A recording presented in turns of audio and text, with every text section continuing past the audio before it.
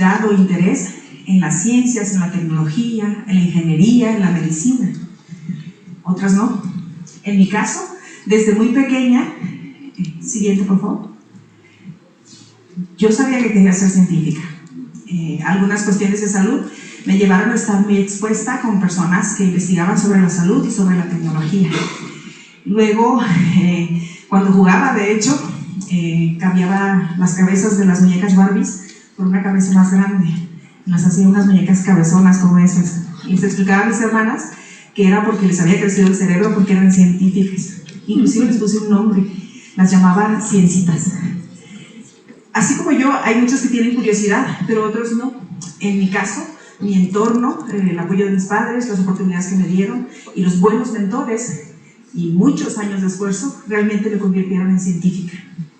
Pero ¿realmente será que se nace con esta inquietud o con este deseo de ser científico, de estar interesado por la ciencia, la tecnología, la ingeniería, la medicina?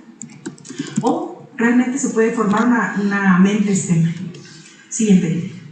Desde la perspectiva de quienes enseñamos, ¿será que como docentes o como investigadores o como quienes estamos influyendo con los jóvenes, nacemos con esa vocación de enseñar en estas ciencias o de inspirar a otros a desarrollar estos intereses? O, como dicen en México, de la vista nace el amor. ¿Será que de ejercer nuestra responsabilidad como mentores nace la vocación? Y de parte de los estudiantes, de esforzarse por interesarse en estos temas, nace la vocación también. Siguiente. Pues mi nombre es Nelly Gordillo, ya me presentaron. Yo vengo de Ciudad Juárez. De hecho,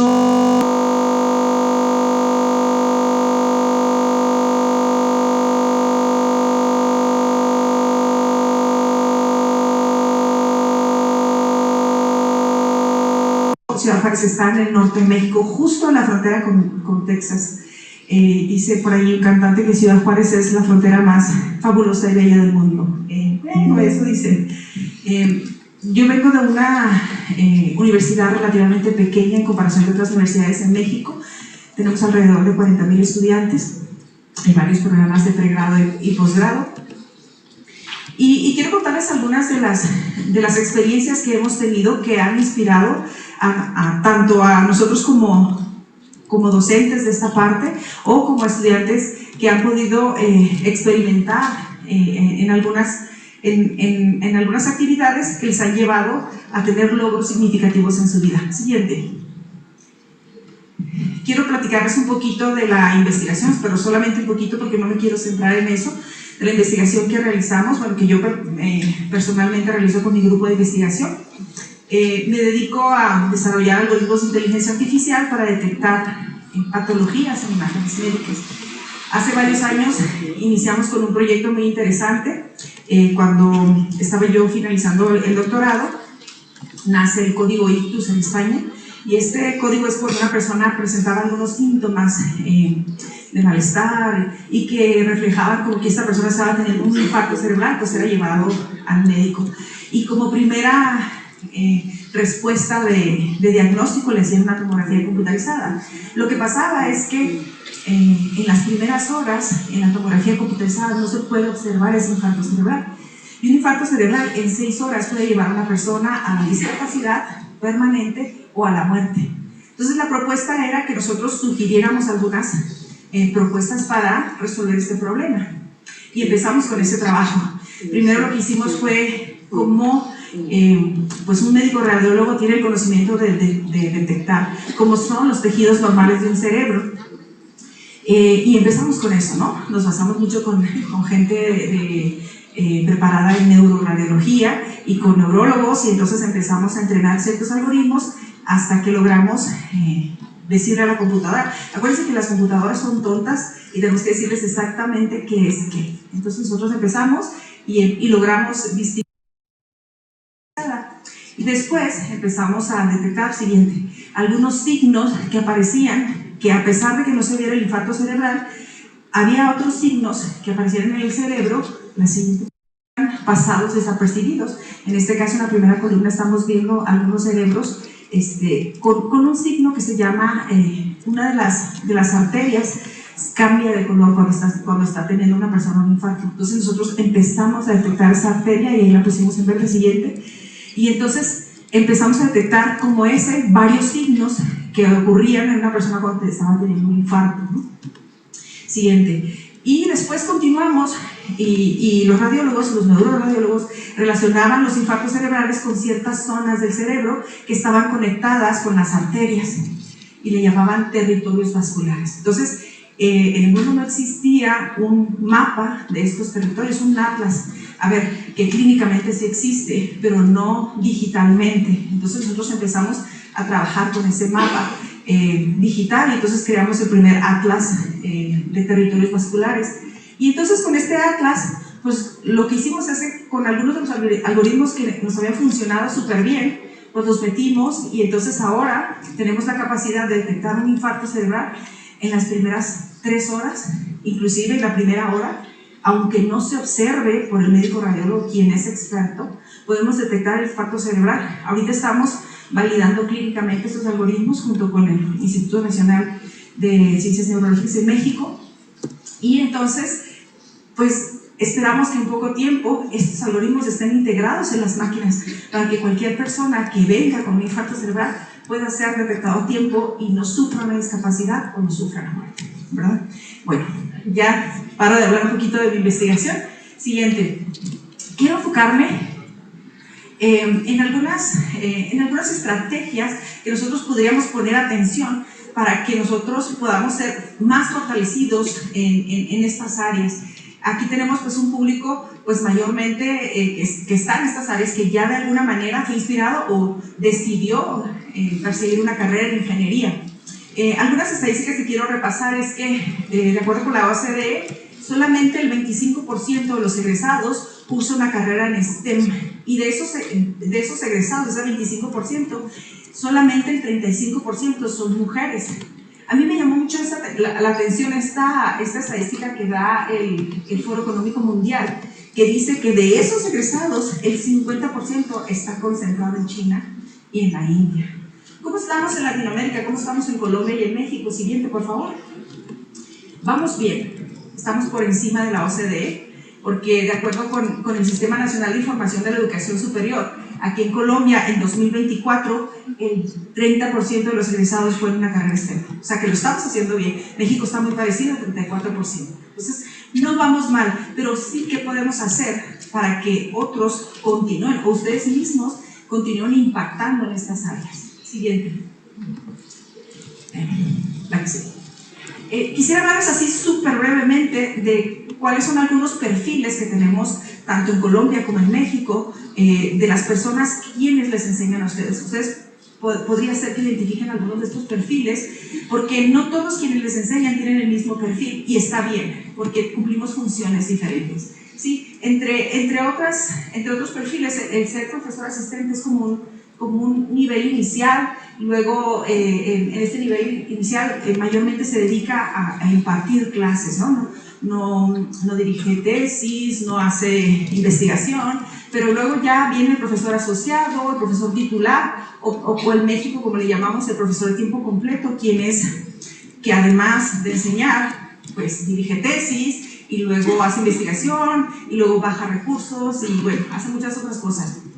Cada uno de ellos pues tiene responsabilidades diferentes. Sin embargo, la mayoría de las personas quienes nos enseñan en nivel superior son profesores de hora cátedra, es decir, que solamente se dedican exclusivamente a enseñarles a ustedes esas clases y que no tienen otras responsabilidades.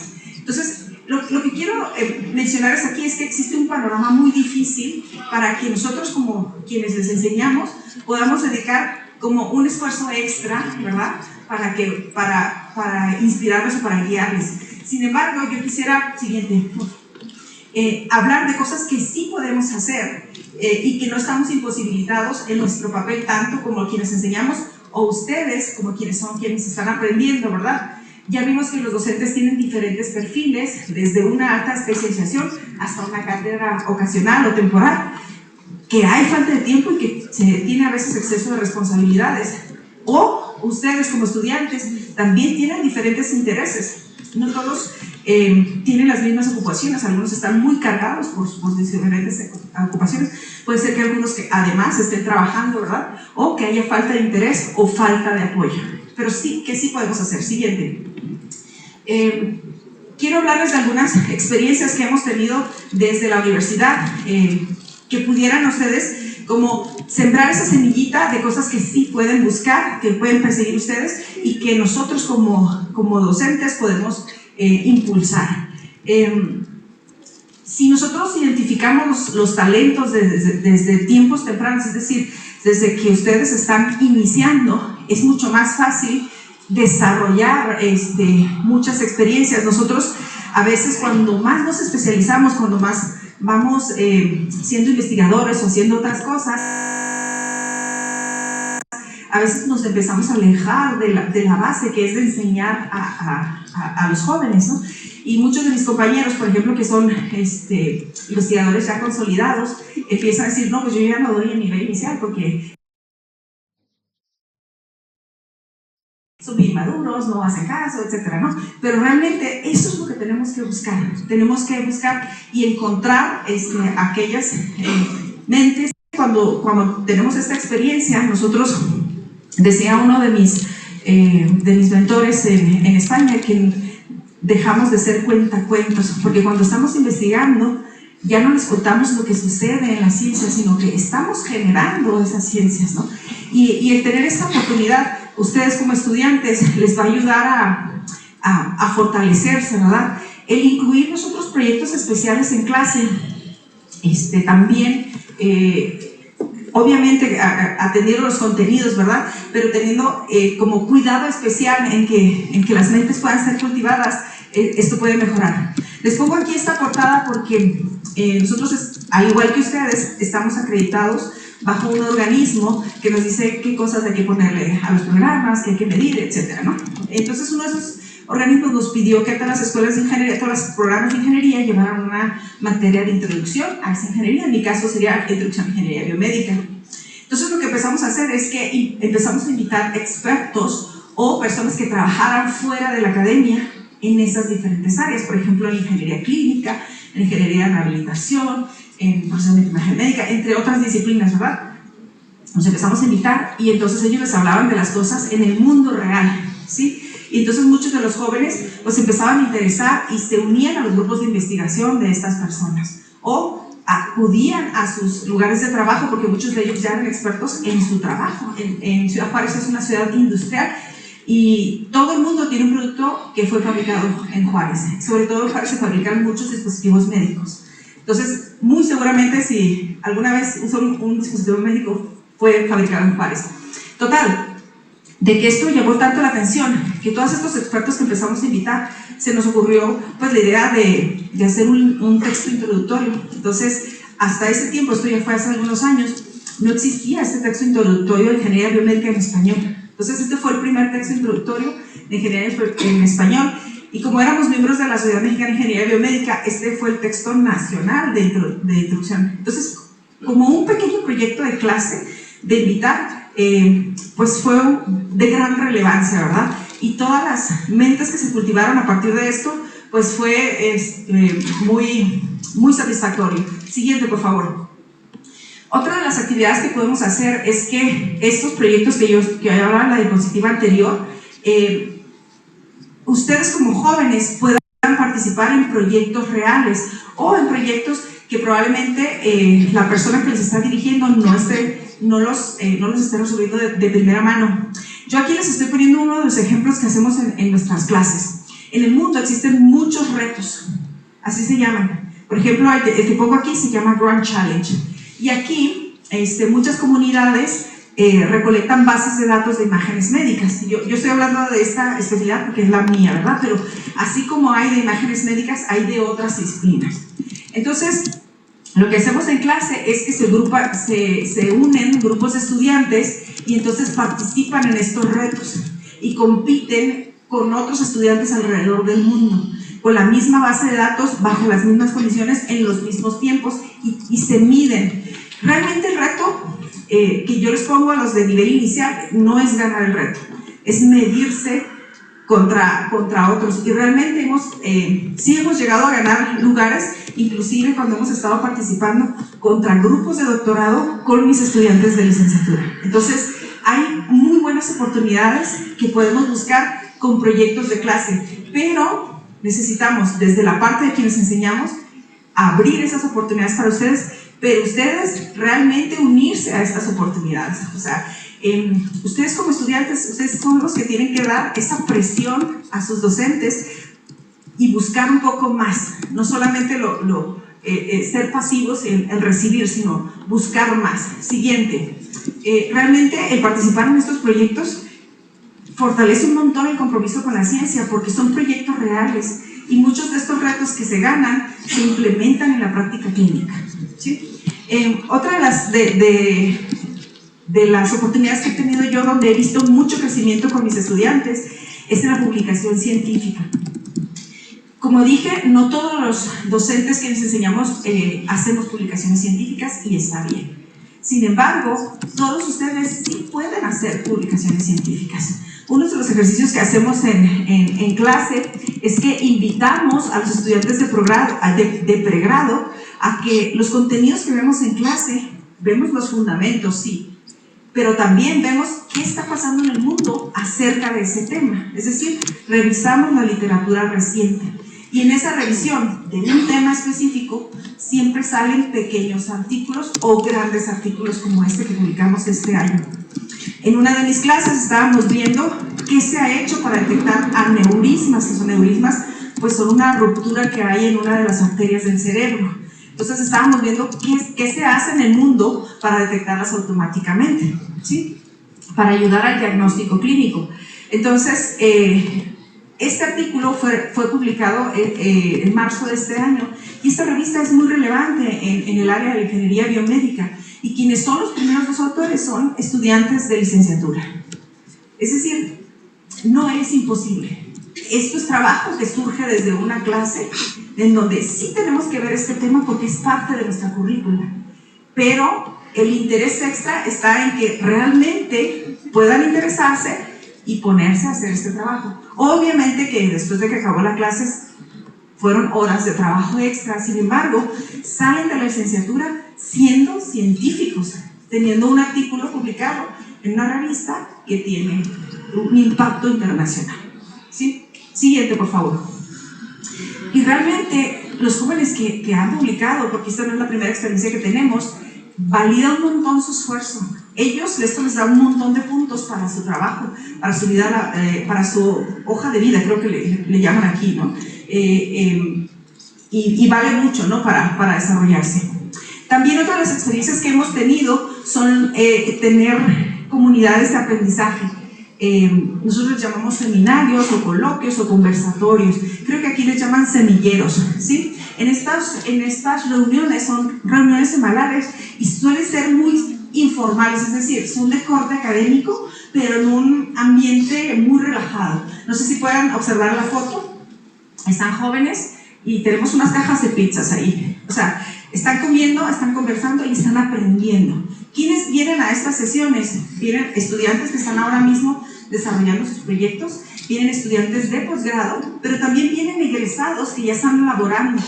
Como les dije, es una ciudad industrial, entonces muchos de ellos ya están trabajando en industria médica y algunos están trabajando en hospitales y vienen y les cuentan sus experiencias. Entonces, les hablan de cómo esos fundamentos que aprendieron en la licenciatura se están implementando. Les dicen tips de ponle atención en esto porque esto lo vas a necesitar para esto, en el trabajo. Entonces, esto los inspira mucho a nuestros estudiantes porque ellos ven su propio progreso desde sus pares, es decir, no se están comparando con un docente que a lo mejor tiene 20, 30 años de experiencia, se están comparando con sus compañeros que el año pasado llevábamos una misma clase. Entonces, esto les ayuda mucho a medir su progreso y les da continuidad en su formación científica. Siguiente. También la participación en algunos eventos de corte académico les ayuda mucho a desarrollar habilidades blandas, es decir, no solamente el conocimiento específico de la disciplina que ustedes están aprendiendo, sino otras habilidades que les van a servir mucho en el desarrollo de su profesión, como es comunicarse, como es escribir, como es trabajar en equipo, ¿no? entre otras, o tener liderazgo en algo. Entonces, el que ustedes puedan participar en congresos como este, de hecho, hace 2 días que yo llegué, tuve la oportunidad de acudir a una de sus exposiciones y estaban muy padres los chicos que estaban ahí presentando sus pósters o sus carteles. Estaban muy emocionados. ¿Por qué? Porque era un producto de ellos. Estaban defendiendo sus ideas, estaban presentando su trabajo, ¿verdad? Yo les comentaba ayer que fui un poco cruel en preguntar algunas cosas. Ellos obviamente no sabían que yo sí sabía de procesamiento de imagen y se ponía nervioso, pero me lo contestaba, ¿no? O sea, defendía lo que era suyo. Entonces, este tipo de actividades como esta que están teniendo son geniales porque les van a ayudar a ustedes a ampliar su visión, a tener más confianza. El estar ustedes expuestos a redes académicas, lo que pasa es que a veces en estos congresos uno empieza a conocer a otras personas o a otros compañeros que están haciendo otras cosas y esas son redes académicas que después les van a ayudar en su vida profesional. Y estas pueden ser de corte local, aquí en Corto, en la ciudad, nacional o internacional. Les quiero contar el caso de Oscar, quien está en esta imagen. Oscar, él a sí mismo se definía como una persona introvertida, una persona muy seria. Y sí que lo era, porque no hablaba nada. Era genial, porque sus resultados, que él estuvo haciendo unos algoritmos para comunicación en hospitales inteligentes. Y tuvo excelentes resultados. Y le digo, ¿por qué no vamos a presentarlos, Oscar? Y a él le daba un pavor presentarlo. Entonces iniciamos con una conferencia de estas que hacemos en la universidad que se llama Jóvenes Investigadores. En este congreso vienen varios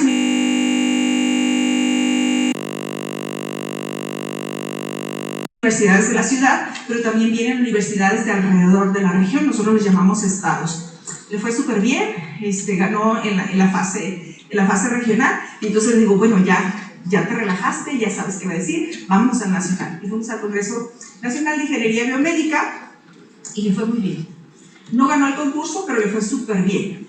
Entonces, existe este concepto que se llama 3MT, que significa tesis en 3 minutos, que es como un tipo Shark Tank, donde hay gente que no es académica, sino que son de las industrias, de las empresas, o que son gubernamentales, y entonces uno tiene que vender su tesis en 3 minutos, en palabras que no son de corte académico, sino que son qué problema estoy resolviendo y de qué manera lo estoy resolviendo en 3 minutos. Entonces, esto generalmente es una competencia internacional que se premia a las tesis de doctorado. En el caso de él, como estaba apenas en la licenciatura, pues nosotros en México hacemos este concurso nacional y también participan de licenciatura y de la maestría. No se van al internacional, pero pues sí se hace un premio, ¿verdad? Entonces, le fue súper bien. ¿Por qué? Porque ya venía preparado desde otro ámbito local. Una vez con esta seguridad, lo acabamos de mandar a Adelaide, que fue el Congreso Internacional de Ingeniería Biomédica, a presentar su trabajo. Entonces, él pudo presentar en inglés. Esta habilidad de presentar en inglés le preparó un montón, porque regresando, él se gradúa y tiene su primera entrevista en inglés para ser contratado en un trabajo. Entonces, ¿cómo en menos de un año, en 8 meses, de una persona que se consideraba a sí misma como introvertida, pudo ganar un concurso nacional, ir a representar a nuestra escuela en un congreso internacional y conseguir un trabajo por sus habilidades y por sus logros, que en un momento pues, podría haberme dicho, pues no voy porque no me gusta hablar en público, ¿no? Entonces, ¿cómo ustedes pueden buscar esas oportunidades en las que sí o sí van a desarrollar habilidades blandas? Obviamente les van a dar muchos nervios, pero no importa. O sea, para eso son estos. O sea, nadie nace siendo experto en esto. Siguiente, por favor. También otra de las oportunidades que nosotros hemos visto que nuestros estudiantes desarrollan muchos talentos son en la mentoría. Es decir, cuando ellos se convierten en mentores. Esta que les puse aquí es una de las actividades que tuvimos este verano. En este verano lo que hicimos es que estudiantes de pregrado eran citados para que apoyaran a estudiantes de posgrado a hacer sus experimentos. No había que hacer otra cosa. El estudiante de posgrado ya sabía que lo que tiene que hacer, porque está haciendo su tesis. Entonces, los más jóvenes, porque desde primer semestre iban y les apoyaban a los de posgrado. ¿Qué les apoyaban a hacer? Cualquier tipo de experimento en medición con alguna máquina, alguna entrevista, algún análisis de datos, etcétera. Todo aquello que pudieran aprender en estas cortas semanas. Dura entre 4 y 6 semanas en el verano. Pero ¿cuál es el doble impacto que se tiene aquí? Es que no solamente ellos aprenden esas técnicas que son de la disciplina, sino que les enseñan a ser mentores, les enseñan a enseñar, les enseñan a divulgar. De manera que en diciembre los de la licenciatura van y enseñan esto mismo a los jóvenes que salen del colegio, los de bachillerato. ¿Cuál es una de las ventajas? Que en estos colegios donde no tenemos interés en jóvenes que vengan a carreras STEM, les están despertando esas ganas de trabajar en esas carreras STEM. ¿Por qué? Porque jóvenes como ellos que tienen 18, 19, 20 años les están enseñando que esto es una pasión, que esto va a resolver algunos problemas del mundo, ¿sí? Y yo lo he visto con algunos de los jóvenes que he tenido como mentora. Realmente las relaciones, la guía, la inspiración que uno puede dar va más allá del aula. Y el impacto, yo lo he visto, ya tengo 16 años enseñando en esa universidad, y mis primeros egresados están, como dicen en España, están rompiendo en el mundo, o sea, alrededor del mundo. Como les digo, Juárez, como es industrial, muchas de las industrias que son líderes en el mundo tienen sede en Juárez, y entonces van a otras partes del mundo a enseñar a la gente lo que se hace para desarrollar dispositivos médicos. Entonces, son una de las buenas satisfacciones que tenemos. Finalmente, pues quiero hablarles también de otras responsabilidades que les hemos dado a los estudiantes: organizar eventos. Este es un evento muy padre que tuvimos hace poco más de un año, donde invitamos a este divulgador científico. Es muy famoso por ahí en las redes sociales, y toda la gestión del evento lo hicieron los jóvenes. Un grupo de 15 jóvenes estuvieron desde los contratos, o sea, obviamente que intervenimos para pagar cosas, ¿verdad? Los adultos, los viejos. Pero ellos hicieron esto de una maravilla, y fue un evento súper padrísimo. Tuvimos 5,000 personas y 3,000 se quedaron fuera, y luego dijeron, pues esta gente que se quedó fuera, ¿qué hacemos con ellos? Dijeron, y fueron e imprimieron las invitaciones que habíamos dado por este evento, de manera que hicieron que el Santolaya les firmara a esos 3,000 que se quedaron fuera, les dio un autógrafo a todos. O sea, fue un evento en el que ellos desarrollaron un montón de habilidades de organización, y les dio a ellos un sentido de pertenencia el poder divulgar la ciencia. Derivado de esto, siguiente por favor, nosotros trabajamos en nuestra propia revista de divulgación científica. No es lo mismo hablar de un tema científico complejo, con números, con datos específicos, que contárselo como bolita, ¿no? Entonces nosotros desarrollamos esta primera revista de divulgación científica en la UACJ, siguiente, y entonces ellos forman parte del equipo editorial, están detrás desde que se reciben los artículos, se revisan que no haya plagio, se asignan a un editor de sección. Obviamente está apoyado por diversos científicos, pero ellos hacen toda la gestión, ellos hacen la promoción. Vamos a algún evento que hay de la universidad, lo que sea, ellos están con la mesita regalando stickers y pidiendo a la gente que nos siga en redes sociales, que por cierto estamos en todas las redes sociales como Ciencia Vital. Tenemos nuestra página web, y en esta página web son artículos que te puedes leer en 3 minutos. Siguiente. Tenemos también la formalización, porque si uno es científico tiene que reportarlo de alguna manera. También tenemos esta plataforma,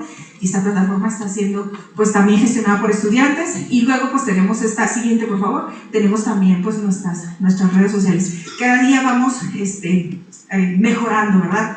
Quisiera finalizar esta charla con algunas reflexiones. Siguiente, por favor. Con algunas reflexiones que estuve pensando en qué decir, ¿no?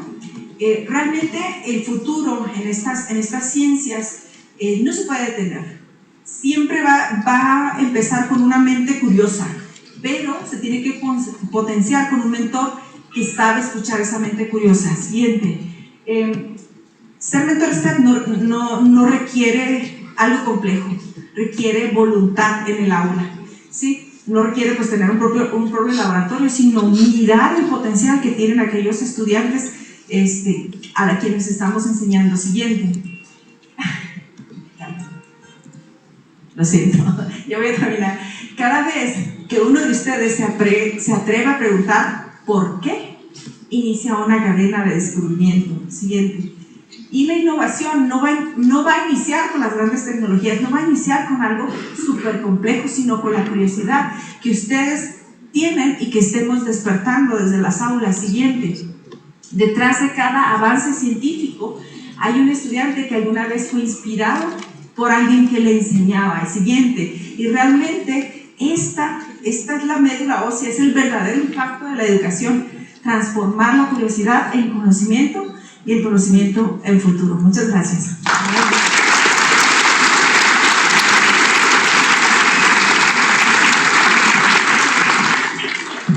Muchísimas gracias a la doctora Nelly Gordillo por su participación en este congreso. Tenemos un margen, un espacio para preguntas. Muy seguramente han surgido algunas dudas, entonces les vamos a facilitar, doctora, 2, 3 preguntas de los asistentes sobre el tema que se ha presentado: educar investigando. Por favor, entonces levantan la mano. Muchas gracias. Y le vamos a pasar el micrófono. No sé, ingeniero Iván, si nos puede prestar otro micrófono. Bueno.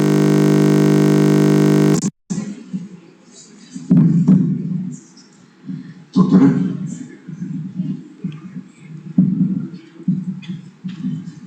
Doctora Nelly, muchísimas gracias por esta maravillosa charla. Bienvenida a Colombia y por estos compartires son muy importantes. Mi pregunta es la siguiente, ¿cierto? Frente a estos vértigos de la tecnología, ¿cierto? Ahorita a nivel de este tema de la pedagogía, cómo enseñamos, cómo nos motivamos, debemos de repensar los roles como estudiantes y los roles como docentes, ¿cierto? ¿A través de qué desarrollos? De esas tecnologías emergentes como la IA, el metaverso y todo eso. Entonces, esos retos, ¿cierto? ¿A qué nos llevan? Porque es que seguimos entendiendo la pedagogía como la práctica de transmitir información, ¿cierto? Y eso tenemos que transformarlo, ¿cierto? Y estamos ahorita ante grandes temores, ¿no?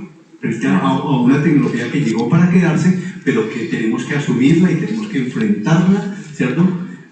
Sin miedo. Sí, de hecho, así como a nuestros padres, a nuestros antepasados les dio miedo utilizar la calculadora, o cuando nosotros entramos a la universidad les daba miedo que usáramos el internet, no debemos tener miedo. O sea, sí debemos inclusive impulsar el uso de herramientas como la inteligencia artificial generativa. Sin embargo, tenemos que hacer algo más que comunicar algo que ellos pueden leer en los libros. Ayer comentaba con mis compañeros que el estudiante, si no va a tu clase, tiene que perderse algo. O sea, tú tienes que estar asegurando que en tu clase estés dando algo más que leer de aquello que ellos pueden leer. Estas otras habilidades o estas otras cosas que ellos deben desarrollar, tenemos que replantearnos nosotros como docentes, aún con el uso de estas tecnologías, que sientan que están perdiéndose algo al perder tu cátedra. Sí. Gracias. ¿Alguna otra pregunta del auditorio?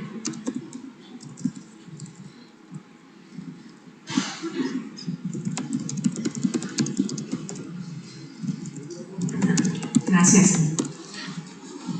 Muchísimas gracias. Fuerte aplauso para la doctora Nelly Gordillo de la Universidad Autónoma Ciudad Juárez. Muy amable. A continuación, en el desarrollo de este congreso, vamos a presentar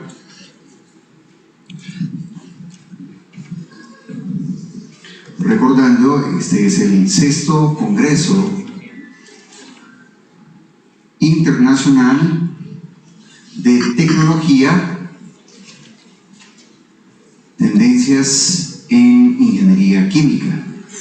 Está con nosotros la doctora Jennifer Catherine Carrillo Gómez, quien es investigadora asociada y par evaluador reconocida por el Ministerio de las Ciencias.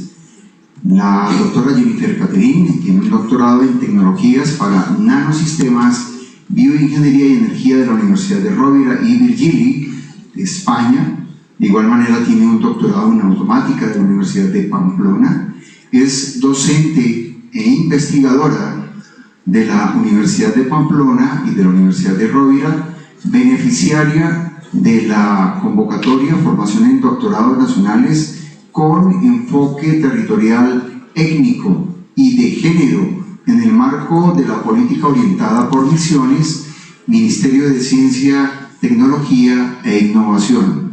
La doctora Jennifer Catherine ha dirigido y participado en diferentes trabajos de grado, pregrado, maestría y especialidad clínica. También ha participado como jurado en comités de evaluación en trabajos de pregrado. Ha sido par evaluador de material para publicación científica en diferentes revistas. Ha publicado más de 20 artículos en revistas especializadas y participado en diferentes proyectos de investigación, desarrollo e innovación. La presentación de la doctora Jennifer Catherine está relacionada con dispositivos sensoriales bioinspirados para la detención no invasiva de enfermedades. Vamos a recibir entonces a la doctora Jennifer con un fuerte aplauso y bienvenida a este sexto Congreso Internacional de Tecnologías, Tendencias en Ingeniería. Profe, muchísimas gracias por la presentación. Muy buenas noches a todos. Como ya lo mencionó el profesor, mi nombre es Jennifer Catherine Carrillo Gómez. Soy docente del programa de Ingeniería Química de la Universidad de Pamplona y a continuación pues, les voy a mostrar un poquito de lo que hacemos nosotros en el grupo de investigación enfocado más que todo en la detección de enfermedades